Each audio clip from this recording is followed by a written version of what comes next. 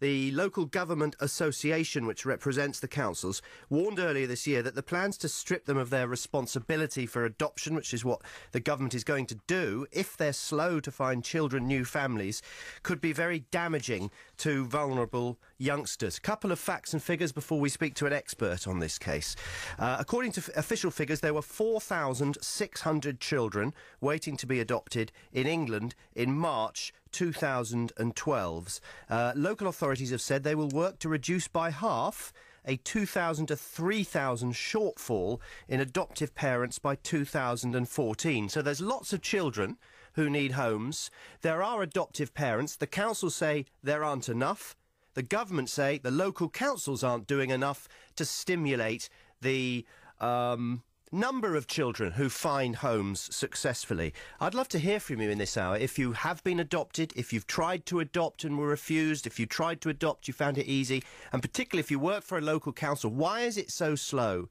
Very interesting article from one of our experts in the field by Elizabeth Butler-Sloss, whose thoughts I will read out throughout the hour. Very interesting about how adoption has changed over the years, how it began really by trying to look at finding homes for illegitimate children, and now it's all about children who suffered abuse. So the whole emphasis has changed now onto the type of child that needs to find adoptive parents, and we'll talk about that later on. If you've got an experience about adoption in any form, I'd love to hear from you, because this is a really interesting subject, and it's changing year by year, it seems. 0845 6060 973 if you were tried to adopt, if you are adopted, if you have been adopted, if you've tried and failed, tried and succeeded, you work for a council, and you feel that the finger of blame is being unfairly pointed at you. Why is it so slow and laborious? Let's have a word with Dr Carol Homden. She's the Chief Executive of Coram, which is a leading children's charity that deals with adoption. Good morning. Good morning, Ian. What is the main problem? Why are there still so many children waiting to be adopted? Well, I think the main reason is that there are more children, and there are more children in need of loving adoptive homes than ever before. And the system needs to change in order to keep pace with that situation. And all of us who care about the future of children need to be prepared to make whatever changes are necessary to rise to that challenge. Is the government right blaming councils? I think it's a matter really of looking at how do all parts of the system, whether voluntary adoption agencies like Coram or local authorities, rise to the challenge that is presented of many children coming into care and needing loving adoptive homes. It is the case that across the country the success rates, or rather the timeliness and the performance rates, do vary hugely. And such variation has to change. We all have to come up to the level of the best. Why are there more children than prospective adoptive parents, do you think? I think that's a really important question to ask, which is that there are many children, and indeed very many young children. The number of children under one went up by 14% last year.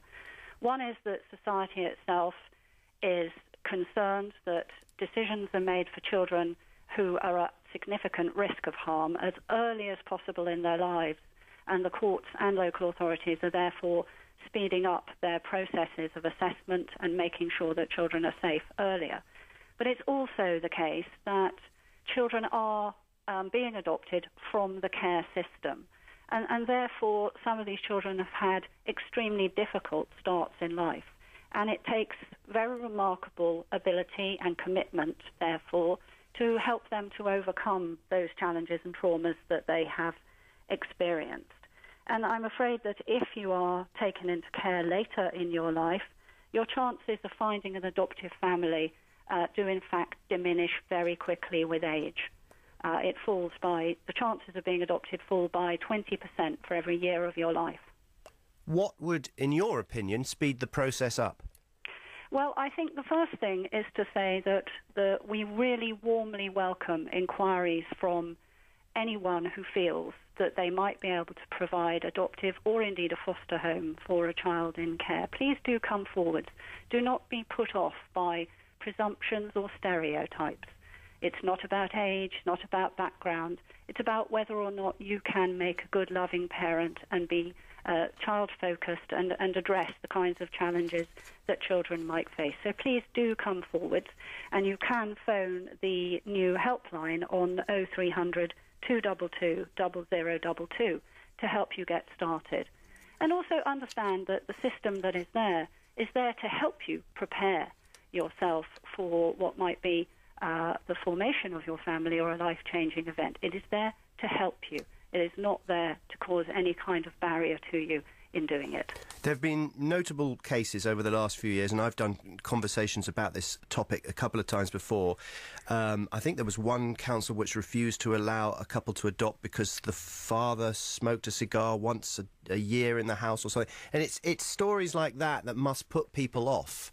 And one wonders whether or not the rules by which councils govern whether you should adopt or not are just slightly too strict and intractable. Certainly we all hear these stories, and certainly there are examples where decisions are taken that are perhaps not the best decisions. But let's remember that adoption in this country is a huge success story for the children who are adopted. Adoptions succeed, and adoptions transform children's and parents' lives. And, speak to those people who have successfully adopted. Yes, the journey of travelling to undertake the adoption requires commitment. It requires proper exploration of all of the things that one might need to face.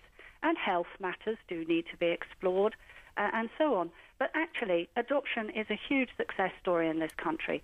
And in London, many of the local authorities are working with Coram and working with each other to speed things up. And things are changing, and they are speeding up. So please do make that call. OK, just one final thing, Dr Homden. Do you know what the figures are for children who are adopted and it doesn't work out and they have to come back to care or to another administration? Yes, the national average is 3%. Where it doesn't work?